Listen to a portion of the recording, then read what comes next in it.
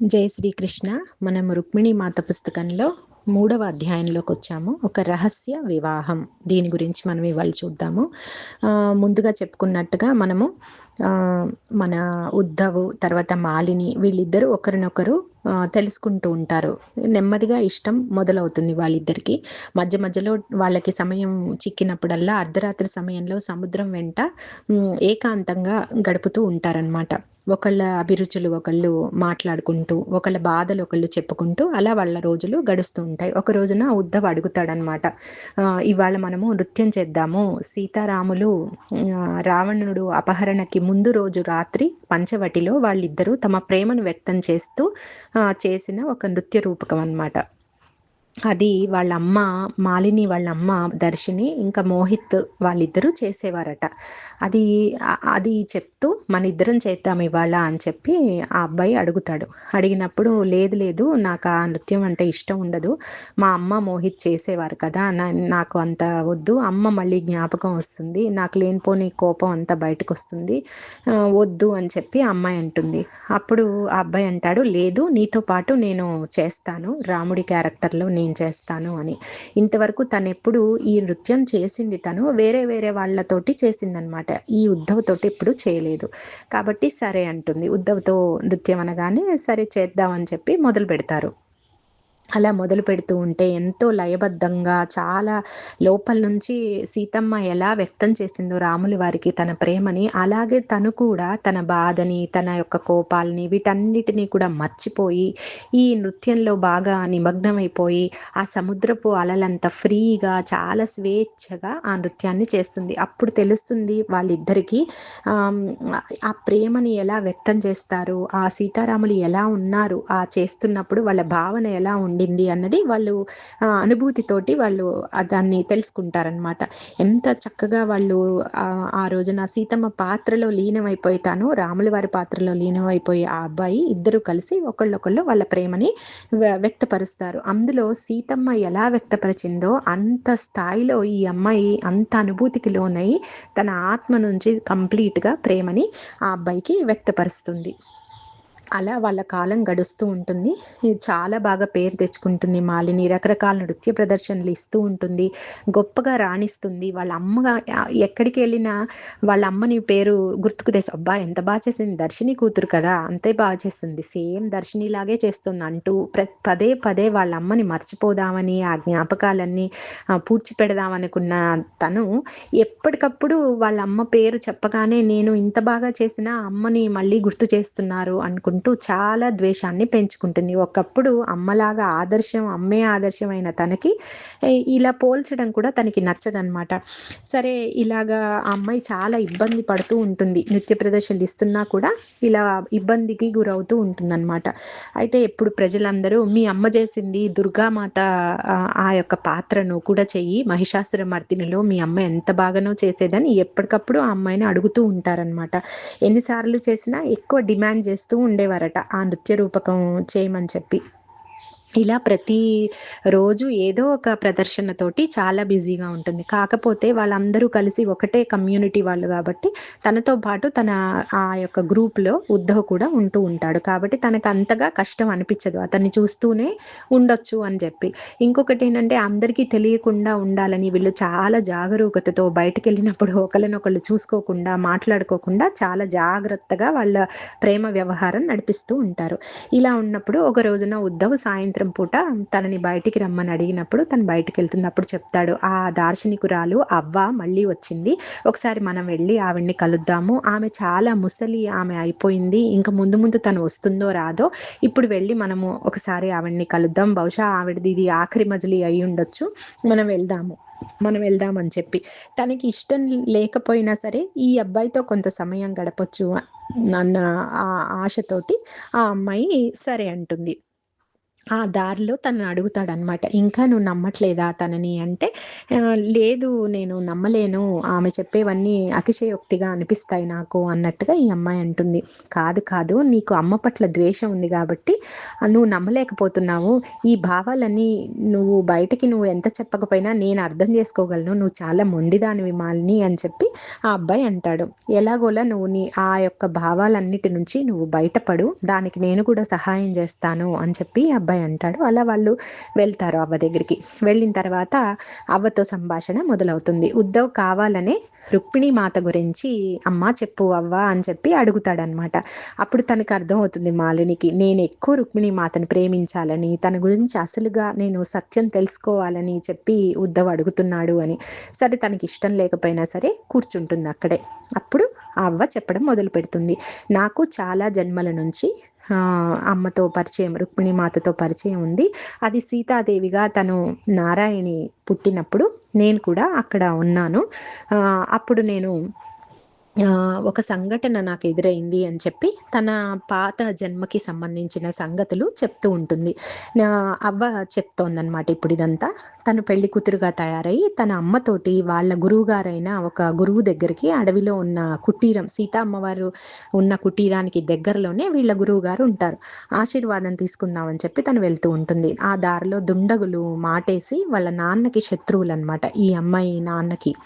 వాళ్ళొచ్చి వాళ్ళ అమ్మని స్పృహ లేకుండా కొట్టి, ఈ అమ్మాయిని కూడా కొట్టి బాగా బలాత్కారం చేస్తారు ఇద్దరు మగవాళ్ళొచ్చి.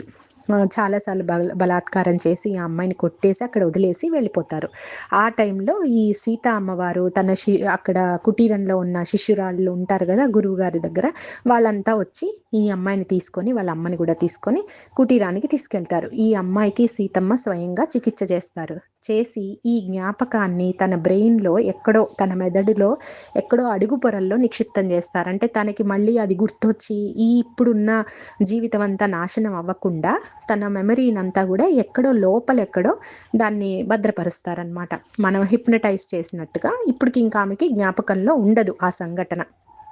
అలా అసలు చనిపోవలసిన అమ్మాయిని ఇట్లా జరిగిందన్న విషయం కూడా తెలియనివ్వదనమాట సీతమ్మ, నీకు ఇలా జరిగింది అని. అప్పుడు బాగా చికిత్స చేసి ఆ అమ్మాయి అంతా కోలుకున్న తర్వాత ఆమెని మళ్ళీ ఇంటికి పంపిస్తారనమాట. అయితే ఆ తర్వాత చక్కగా పెళ్ళి అవుతుంది, పిల్లలు అంతా అన్నీ జరుగుతాయి. కానీ ఏదో జరిగిందని ఆ అమ్మాయికి తెలుసు, కానీ ఏం జరిగిందో ఆ అమ్మాయికి అర్థం కాదు. అయితే సీతమ్మ తన దేహాన్ని వదిలే ముందు ఈ ఈ అమ్మాయి వెళ్ళి అడుగుతుంది అనమాట. అసలు నాకు ఏం గుర్తులేదు, ఏదో జరిగింది అమ్మా, ఏం జరిగింది అని చెప్పి అడుగుతుంది. అప్పుడు సీతమ్మ పూర్తిగా చెప్పకుండా కొంత కొంత భాగం చెప్తుంది. చెప్పి ఒక మాట అంటుంది. ఈ మాట మనందరం కూడా గుర్తుపెట్టుకోవాల్సింది. ఈ మాట చాలాసార్లు వస్తుంది మనకి ఈ బుక్లో.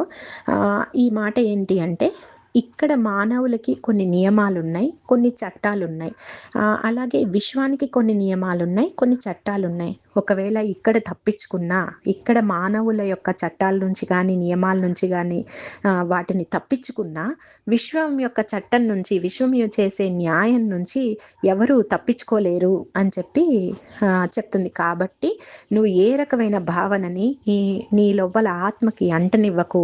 కోపం కానీ ద్వేషం కానీ ఇలాంటివేవి నువ్వు దాన్ని పట్టుకొని ఉండకు. ఎందుకంటే విశ్వం తన పని తను చేస్తుంది. తన నియమం ప్రకారం తను ఎప్పుడు ఏం చేయాలో ఆ నిర్ణయము, ఆ న్యాయము ఆ విశ్వం తీసుకుంటుంది. ఇక్కడ పురుషులు తీసుకోకపోయినా, వాళ్ళ నియమాలు వాళ్ళ యొక్క చట్టాలు వేరేలా ఉన్నా, పైన ఉన్న విశ్వము, ప్రకృతి అనుకోండి, విశ్వం అనుకోండి, అది ఎప్పుడు చూస్తూ ఊరుకోదు. దాని నియమానుసారంగా అది చేస్తుంది. ఇది గుర్తుపెట్టుకో అని చెప్పి అది న్యాయాన్ని గెలిపిస్తుంది. విశ్వం యొక్క ఆ చట్టాలనేవి న్యాయాన్ని గెలిపిస్తాయి అని చెప్పి అమ్మవారు, సీతమ్మ వారు చెప్తుంది. ఇదే సత్యము, నువ్వు నమ్ము అని చెప్పి అమ్మాయికి చెప్తుందనమాట. చెప్తే సరే అని చెప్పి ఇంకా ఈ యొక్క సీతమ్మ చెప్పిన ఈ మాట ఏదైతే ఉందో అది తన ఆ ఆత్మ అంతరాల్లోకి చొచ్చుకొని వెళ్ళిపోతుంది అనమాట.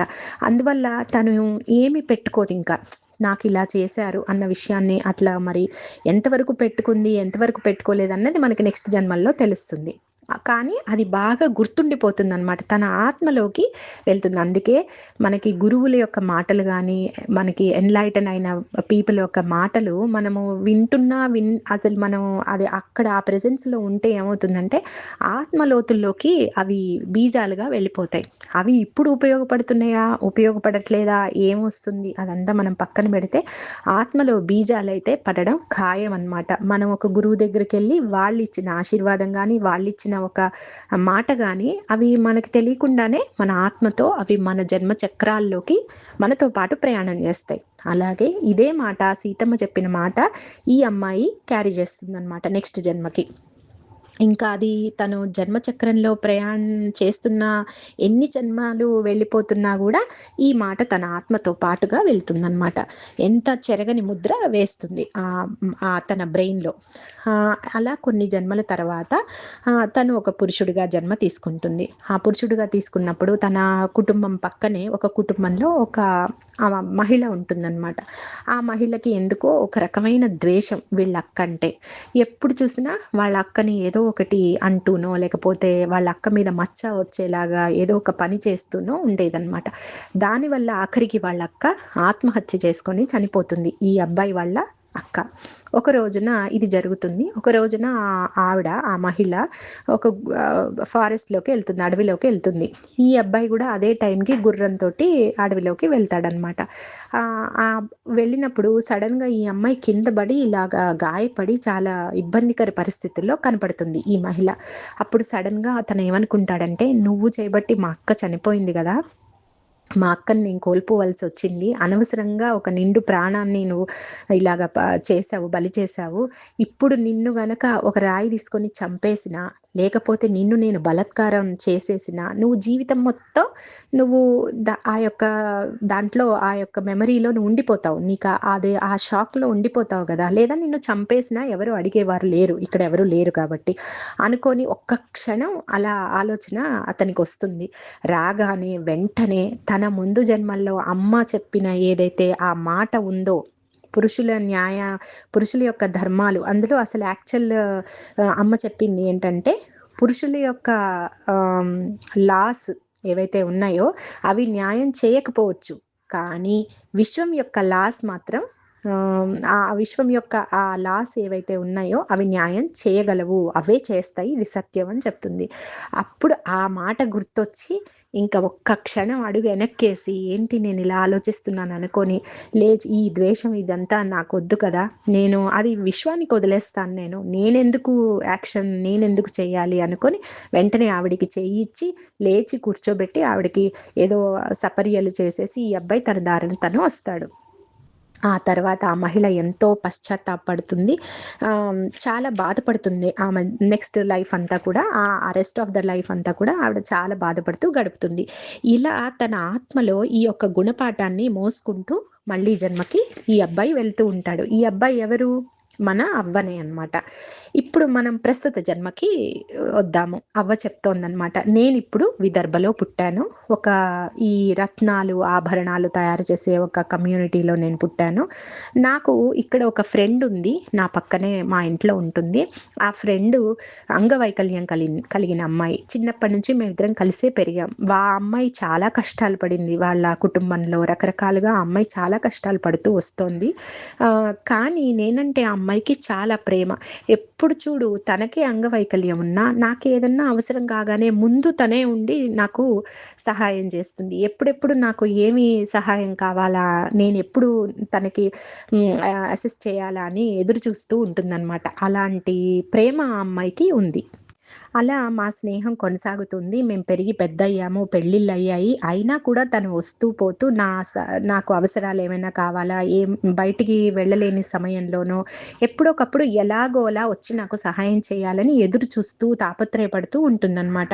ఈ టైంలోనే నాకు నా దివ్య దృష్టి, నా జ్ఞాన నేత్రం ఆమెకి ఓపెన్ కావడం జరిగింది. ఎవరికి? మన దార్శనికురాలికి, అవ్వకి ఓపెన్ అవ్వడం జరిగింది. ఆ టైంలోనే ఒక రోజున రుక్మిణి మాత నా దగ్గరికి వచ్చారు. ఆ సమయంలోనే నా ఫ్రెండ్ కూడా నాతో పాటే ఉంది. మేమిద్దరం రుక్మిణి మాత మేము ముగ్గురం కలిసి కూర్చున్నప్పుడు నా ఫ్రెండ్ ఆ అమ్మాయి ఫ్రెండ్ ఏం చేసిందంటే, అవ్వ ఫ్రెండ్ ఏం చేసిందంటే వెళ్ళి బిస్కెట్లు అవేవో తినుబండారాలన్నీ తీసుకొచ్చి ఇంకొంచెం వేసుకో ఇంకొంచెం వేసుకొని ఎంతో ప్రేమగా ఈమెకి పెడుతూ ఉంది. తనకే ఇబ్బంది వేసిందట, ఆ అవ్వకి ఆ అమ్మాయికే ఇబ్బంది వేసిందట. అయ్యో ఏంటి నువ్వు ఇలాగా సర్వెంట్లా పెడుతున్నది నాకు అన్నట్టుగా మనసులో అనిపించిందట. ఎందుకు ఇంత ఇలాగా సర్వ్ చేస్తోంది అని అట్లా ఒక రకంగా ఇబ్బంది ఫీల్ అయిందనమాట. ఇదంతా రుక్మిణి మాత అలా చూస్తూ ఉన్నారట. ఆ తర్వాత ఒంటరిగా నీతో మాట్లాడాలి అన్నప్పుడు ఆ ఫ్రెండ్ బయటకు వెళ్ళిపోతే అప్పుడు ఈ అవ్వతోటి అంటారనమాట, ఓహో చాలా రకాల ఆమ్, సమస్యలన్నీ చివరికి ఒక పరిష్కారానికి వచ్చాయే అని చెప్పి అమ్మ అంటారు. అప్పుడు తను ఒక్కసారి తను ఎవరో చూసావా అని అడుగుతారనమాట. అప్పుడు తను అలా దివ్య దృష్టి ఓపెన్ అయిన తర్వాత భూత భవిష్యత్ వర్తమానాలు చూడడం అన్నది తనకి తెలుసు. కానీ అమ్మ ఇంకా నైపుణ్యంగా చూడగలిగే విధానాన్ని తనకి నేర్పిస్తారనమాట. వెంటనే తనకి ఒక్కసారి స్మృతి కలుగుతుంది. అప్పటి వరకు సరే ఫ్రెండ్ జరుగుతూ ఉంటుంది కానీ ఎప్పుడు ఆ కోణంలో తను చూడలేదన్నమాట. ఈ అమ్మాయి ఎవరు అన్న విషయాన్ని తను అంత గమనించలేదు. అప్పుడు ఒక్కసారి చూడగానే స్మృతి వచ్చేస్తుంది తనకి. పాత జన్మలన్నీ ఎవరు, తనని ఎవరైతే దుండగుడ్లు ఇద్దరు వచ్చి తనని ఎవరైతే బలాత్కారం చేశారో అందులో ఒక అబ్బాయి ఈ అమ్మాయిగా పుట్టిందనమాట. అది తెలుసుకునేటప్పటికి తర్వాత చాలా ఇంకొక జన్మలో తర్వాత కూడా ఆ అబ్బాయి ఇది చేసిన తర్వాత నెక్స్ట్ జన్మలో తన యొక్క తప్పు చాలా పశ్చాత్తాపం పడ్డట. మిగతా లైఫ్ అంతా ఆ పశ్చాత్తాపంతోనే చనిపోయాడు. చనిపోయిన తర్వాత నెక్స్ట్ జన్మ తీసుకున్నప్పుడు కూడా అతనిలో విపరీతమైన పశ్చాత్తాపము, విపరీతమైన ఒక బాధ ఉండేవట ఆ తర్వాత జన్మలో కూడా. ఇది గమనించిన తర్వాత ఆ సోల్ ఏం చేసిందంటే దీనికి బ్యాలెన్స్ చేసుకోవాలి కదా అబ్బాయి, మరి ఆ బాధని పోగొట్టుకోవాలి, ఆ పశ్చాత్తాపాన్ని పోగొట్టుకోవాలి. ఎలాగా మళ్ళీ ఈ అమ్మాయి ఎక్కడ ఉందో చూసి తనకి దగ్గరలో ఉన్నటువంటి ఇంటి దగ్గర తను జన్మ తీసుకోవాల్సి వచ్చింది. తీసుకొని తను ఆ సర్వీస్, ఆ సేవతోటి, ఆ ప్రేమతోటి, ఆ కేర్, ఆ దయ అవన్నీ కూడా ఈ అమ్మాయికి చూపిస్తున్నాడు. ఎందుకంటే ఒకప్పుడు ఇలా చేశాడు కాబట్టి అది తన పశ్చాత్తాపంగా ఈ గుణాలన్నీ అలవర్చుకొని దాన్ని బ్యాలెన్స్ చేసుకున్నాడు అనమాట. అలా తను చూస్తుంది దివ్య దృష్టితోటి, ఈ అవ్వ చూస్తుందన్నమాట. అది చూసి తను బిత్తరపోతుందన్నమాట. అసలు ఏంటి, ఒక జన్మలో ఒకళ్ళు చంపబడ్డారు కూడా ఈమె చేత, ఒక జన్మలో ఒకళ్ళకి పనిష్మెంట్ జరిగిపోతుంది. అలా చాలా జన్మలు జరుగుతూ జరుగుతూ జరుగుతూ చాలా లెసన్స్ అన్ని తెలుసుకుంటూ ఆ లెసన్స్ అన్ని నేర్చుకుంటూ ఇద్దరు వాళ్ళ వాళ్ళ జన్మ చక్రాల్లో ముందుకెళ్తారు. ఇప్పుడు మళ్ళీ ఆ అబ్బాయి బ్యాలెన్స్ కోసం మళ్ళీ ఈ అమ్మాయికి ఫ్రెండ్గా తాపత్రయపడి జన్మ తీసుకున్నాడు. ఇలా సీతమ్మ న్యాయం కోసం ఏం మాట్లాడారో ఆ మాటలే మళ్ళీ రుక్మిణి మాత ఇప్పుడు మళ్ళీ రిపీట్ చేస్తారు. అంటే ఏంటర్థం అంటే అప్పుడు వాళ్ళు అలా అంచనా వేసుకుంటున్నారు సీతమ్మని రుక్మిణి ఒకటా కాదా అని. అప్పటి జనాలకి ఆల్మోస్ట్ తెలుసు, ఇట్లా కొద్దో గొప్ప సాధన చేసి కొంత జ్ఞానం తెలుసుకున్న వాళ్ళకి తెలిసిపోయేది అమ్మ ఎవరు, రుక్మిణి మాత ఎవరు అన్న విషయం. ఇక్కడ ఎందుకు చెప్పాల్సి వచ్చిందంటే సీతమ్మ వారు ఏం మాట్లాడారో అవే మాటలు కొన్ని జన్మల క్రితం తను ఏమి విన్నదో అవి మళ్ళీ రుక్మిణి మాత నోటి గుండా తను ఆ న్యాయం గురించి, విశ్వం చేసే న్యాయం గురించి చెప్తుంది. చూడండి అమ్మ ఆ ఆత్మని ఎలా పరివర్తన చేయించాలో అసలు ఎలా చేసిందో చూడండి. ఒక దయగల హృదయంగా, ఒక ఎంతో ప్రేమగల హృదయంగా, అన్నీ గమనిస్తూ నిశ్శబ్దంగా ఉన్న ఆ తల్లి ఎంత చక్కగా గైడ్ చేస్తుంది ఈ ఆత్మల్ని. అంటే మన లాంటి పిల్లల్ని ఎలా గైడ్ చేస్తుంది, మన సంస్కారాల్ని ఎంత బాగా సంస్కరిస్తున్నారో చూడండి. మనం అనుకుంటాం అయ్యో ఇది ఎందుకు ఇలా జరిగింది, అదెందుకు అలా జరిగింది అని. అవి అలా జరగాలి కాబట్టే జరుగుతున్నాయి అంతే. అది ఇక్కడ మనకి నేర్చుకోవాల్సింది. అంటే మన జీవిత కాలంలో ఎన్నో పాత్రలు కొన్నిసార్లు హీరోలుగా వస్తాయి, కొన్నిసార్లు విలన్లుగా వస్తాయి, కొన్నిసార్లు అసలు ఏమీ లేకుండా వస్తాయి. ఏం పెద్ద వాటికి ఏం ప్రయోజనం లేదు అనుకున్నట్టుగా అట్లా వస్తాయి. అంటే మన కోపాన్ని ఇంకొకటో లేకపోతే ఇంకొక ఎమోషన్నో పట్టుకొని ఎప్పుడూ ఉండిపోకూడదు అనమాట. మనం ఎవరినైతే ద్వేషిస్తామో వాళ్ళే మన భవిష్యత్ జన్మల్లో మనల్ని కాపాడే వాళ్ళు కావచ్చు. కాబట్టి ఎవరిని మనము జడ్జి చేయకూడదు అన్నది మనకు అమ్మ ఇలాగా చెప్తున్నారనమాట. అప్పుడు ఉద్ధవ్ అంటాడు, ఎంతో ఆసక్తిగా వింటూ ఉంటాడనమాట ఈ కథ అంతా కూడా. అప్పుడు మరి ఈ అమ్మాయి మాత్రం మాలిని మాత్రం చాలా డౌట్లుంటాయి. అసలు అలా ఎలా క్షమించేస్తుంది? మనల్ని బలాత్కారం చేసిన అతను మళ్ళీ మనకు కనపడితే మనం పేల్చి పారేస్తాం గదా! ఆ అమ్మాయికి అసలు ఏమనిపించలేదా?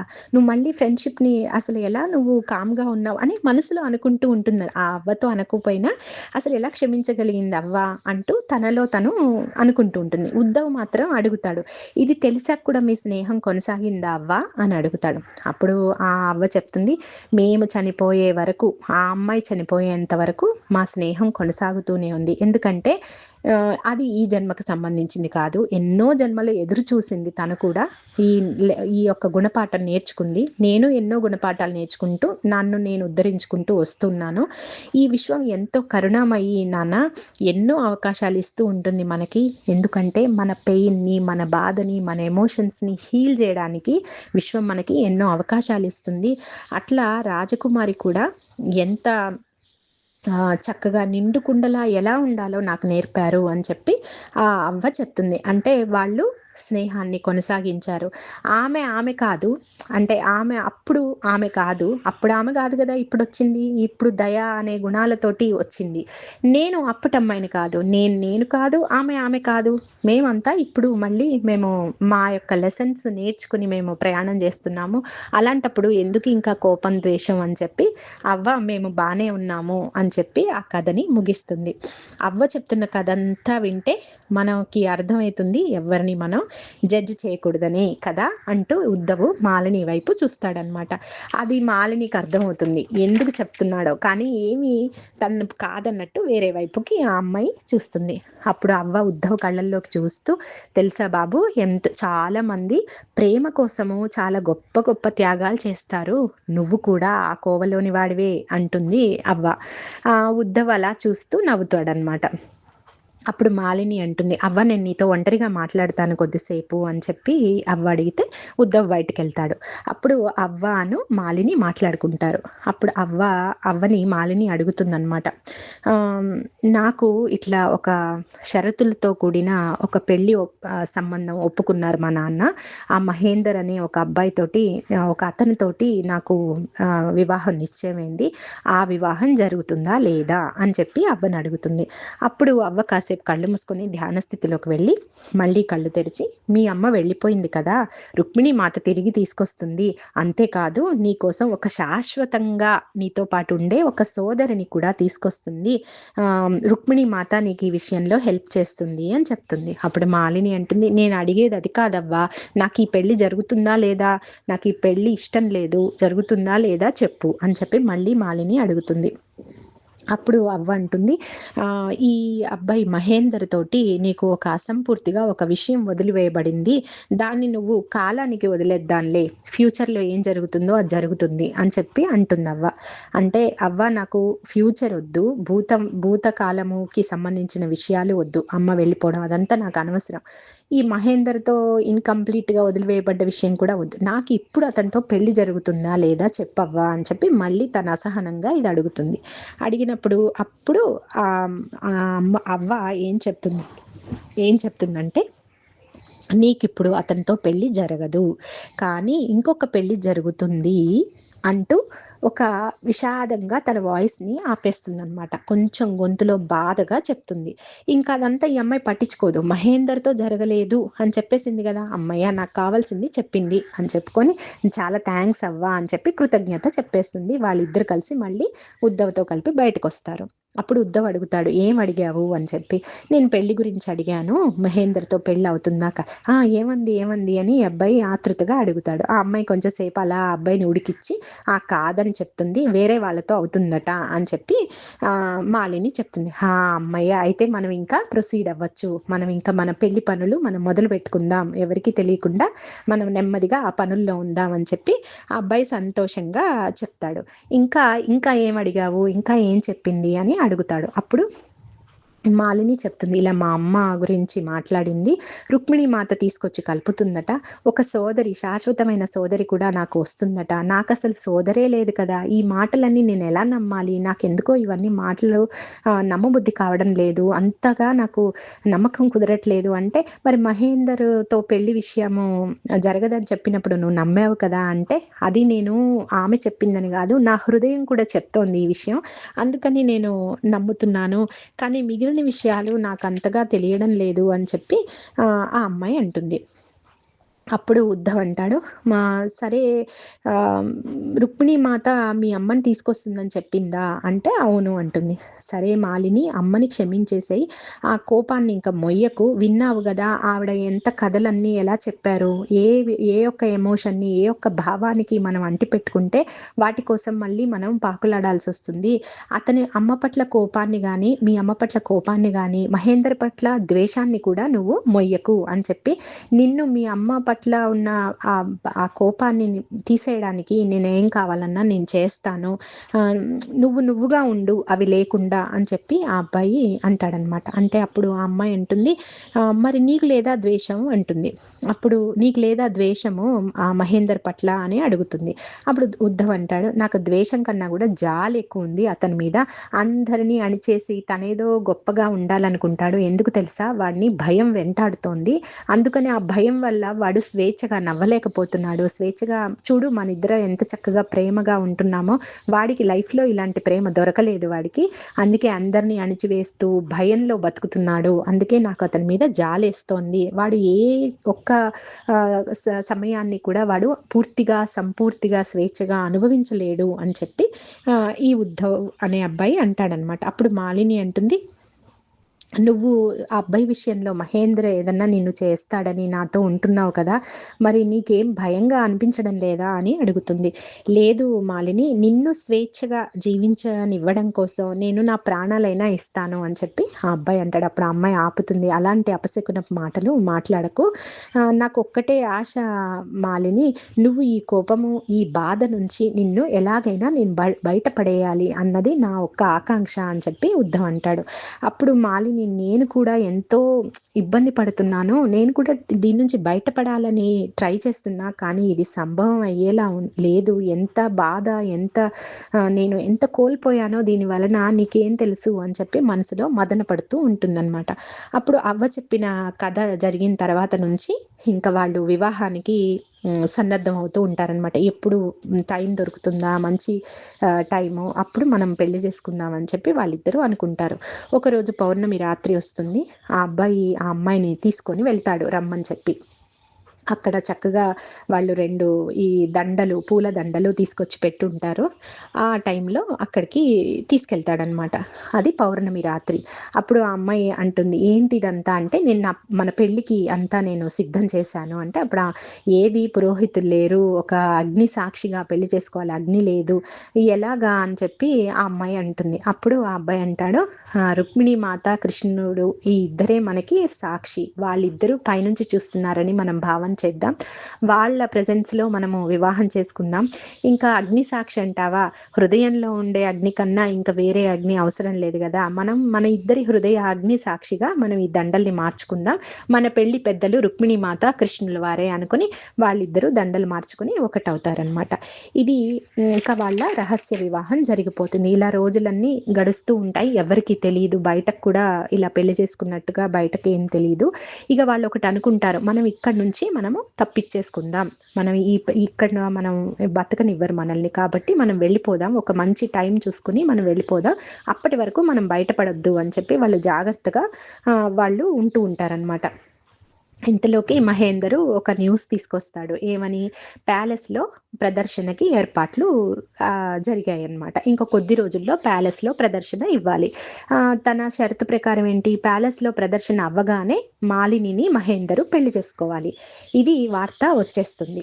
ఇలా జరుగుతూ ఉన్న టైంలోనే ఈ మాలినికి తను ప్రెగ్నెంట్ అని తెలుస్తుంది, మాలిని ప్రెగ్నెంట్ అవుతుంది. ఇన్ని రోజులు చెప్దాము అనుకుంటుంది ఆ ఉద్ధవ్ తోటి, కానీ మళ్ళీ టెన్షన్ పడతాడు, స్ట్రెస్ పడతాడు, వద్దులే కొంచెం ఆగుదామని చెప్పి ఒక 10 రోజులు 15 రోజులు అలా అయిపోతాయి.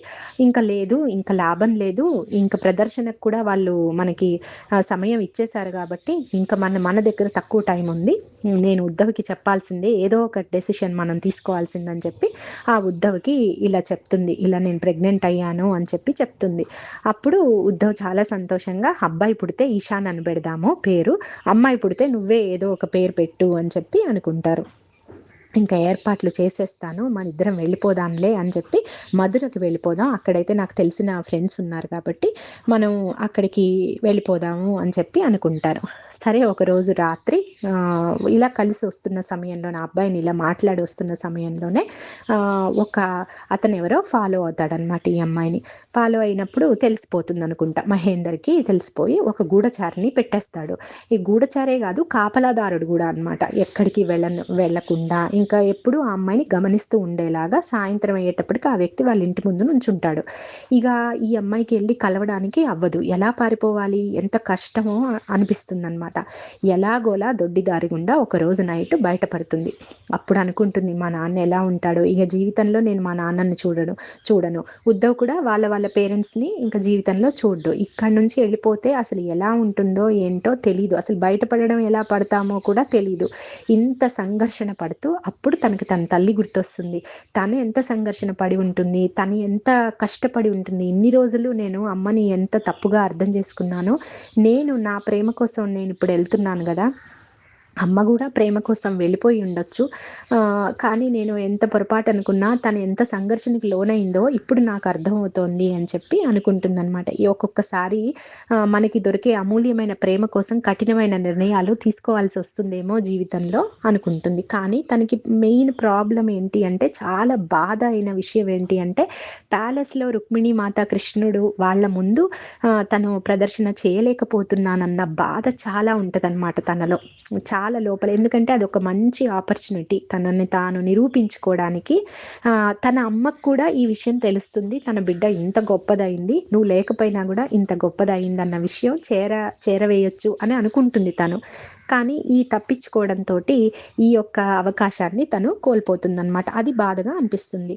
సరే, అది కూడా ఏంటి, దుర్గమ్మ పాత్ర, ఎంతో కష్టమైన దుర్గమ్మ పాత్ర, మహిషాసుర మర్దిని ఆ యొక్క నృత్య రూపకం తను వేయవలసి ఉందన్నమాట అమ్మ దగ్గర, రుక్మిణి మాత దగ్గర. సరే, ఇంకా ఇదంతా జరుగుతుంది, వీళ్ళిద్దరూ బయటకి వచ్చేస్తారు, నెమ్మదిగా ఆ ఫారెస్ట్లోకి నడుస్తూ ఉంటారు. ఎవరో ఫాలో చేస్తారనమాట, అతను మహేందర్కి ఈ విషయం తెలిసి ఫాలో చేయమని ఒక నలుగురిని మనుషుల్ని పంపిస్తాడు. పంపించగానే ఇక వెనక పడతారు వీళ్ళు పరుగున వెళ్ళిపోతూ ఉంటారు. ఇంకా అబ్బాయిని, ఉద్ధవ్ని పట్టుకుంటారు. ఆ అబ్బాయిని కత్తితో గొంతు కోసి తన కళ్ళ ముందే చంపేస్తారు. ఈ అమ్మాయినేమో ఒక టార్చ్ ఉంటుందన్నమాట, అది తన కాళ్ళ మీద వేస్తారు. ఇంకా కాళ్ళన్నీ బర్న్ అయిపోతాయి అన్నమాట, కాలిపోయి తన కింద పడిపోయి గిలగిలా కొట్టుకుంటూ ఉంటుంది. ఇది మనకి రహస్య వివాహంలో జరిగిందనమాట. ఇంతటితో ఈ చాప్టర్ అయిపోయింది. తర్వాత చాప్టర్లో మళ్ళీ మనం కలుద్దాం. జై శ్రీకృష్ణ.